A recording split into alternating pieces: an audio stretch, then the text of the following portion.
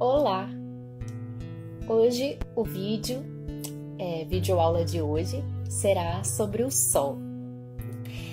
O Sol, ele é a primeira carta astrológica de todas as outras cartas que formam um total de 12 no mapa astral. E também ele é o arcano 19 no tarô. O tarô tem 22 cartas dos arcanos maiores. Então, tanto na astrologia quanto no tarô temos esse símbolo, que é o símbolo universal. Todo mundo percebe a influência do Sol, porque ele é a base da vida. Aí as pessoas vêm e conversam muito comigo sobre essa dúvida que elas têm sobre o seu próprio Sol, né? Que é o signo natal de cada pessoa. Aí elas vêm e falam, mas eu sou escorpião e eu não sou aquilo que as pessoas falam, que o escorpião é vingativo, e ele é meio ruim e tal, né? Mas é claro que não, você não é uma coisa só, né? Porque a astrologia ela é tudo menos determinista. Então tem que tomar muito cuidado com astrólogos que caem no determinismo comportamental, né? Eu diria assim, se for pra gente colocar a astrologia num lugar e tentar dar um nome a ela é relativa, né? Ela é relativista e ela é integral, né? Porque o Sol ele é só uma parte de todos os outros aspectos, mas vamos começar a falar dele porque é ele que dirige muita coisa na nossa vida. Então as pessoas sempre perguntam, tá, mas o que é o Sol? Vamos partir do princípio do que ele é na natureza, né? Vamos pensar. Então, na natureza, ele é calor, ele é vitalidade, ele é claridade, ele que nos dá substância para a vida, né? Daí vem todo o nosso alimento, vem a água, vem tudo. Tudo se parte da iluminação e da integração que ele tem com o nosso universo, representando um todo maior, que é o sistema solar. Então, ele só é uma ponta de todo o maior também, porque existem bilhares de sistemas outros que não são solar, né? E deve ter milhares de sóis que a gente nem sabe. Mas o principal aqui no planeta Terra é o Sol.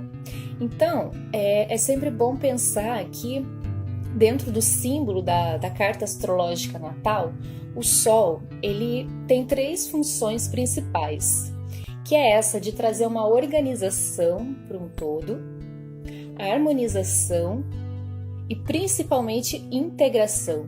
Então, são essas 3 funções: organização, harmonização e integração. Alguns falam, não, ele é o ego, ele é a personalidade. Não, ele é o que integra tudo isso, né? Ele é o global, ele é muito mais esférico, né? Você lembra que eu falei no início que a astrologia ela é integral? Então, o Sol pode-se dizer que está abraçando tudo, está abraçando você inteiro ali, né? Então, já dá pra gente entender um pouquinho mais. Aí, a gente se pergunta, né? Mas o meu signo é ruim, o meu signo é legal, eu sou leonino, tem tudo a ver com o Sol, né? Outros falam, mas eu sou pisciano, não tem nada a ver. É importante ter o ponto de partida que não existe signo melhor ou pior, né? O que acontece é que o Sol ele é um ponto de partida a ser seguido no trabalho de integração das partes completas do psiquismo, né? Então não tem que quebrar esse tabu de melhor ou pior, de bonito, de feio, tudo isso é colocar as coisas numa caixinha, né? Então não vamos determinar ela, né? E aí, pensando nisso, no processo de integração é aí que o Sol se manifesta, né? Quais são os desafios iniciais que eu tenho que integrar dentro de mim, né? Por exemplo, o signo de Virgem, a principal integração do virginiano é a harmonização dentro do seu perfeccionismo, né? Tem um exemplo do Mahatma Gandhi, né? Que ele já faleceu, né? Mas ele era libriano. Então, a integração dele era trazer harmonia.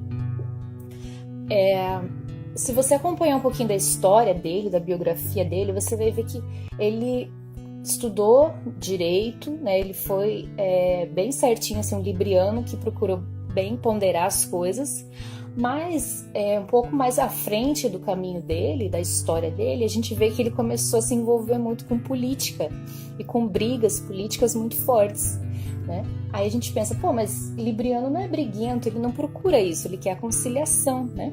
Mas a gente vê que dentro de um ciclo evolutivo, ele começou em Libra, né? Dentro da integração, né?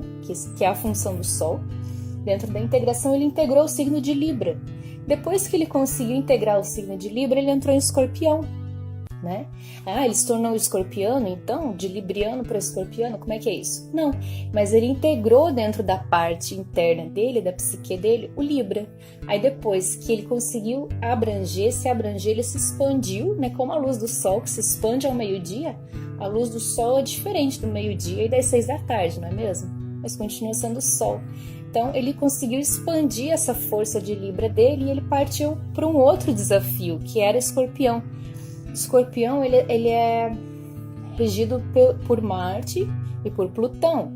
Então já tem uma energia mais viril, mais audaciosa, mais ativa, né? E aí ele se envolveu com política e até no final da vida dele foi assassinado, né? Então que são coisas mais inerentes a Escorpião.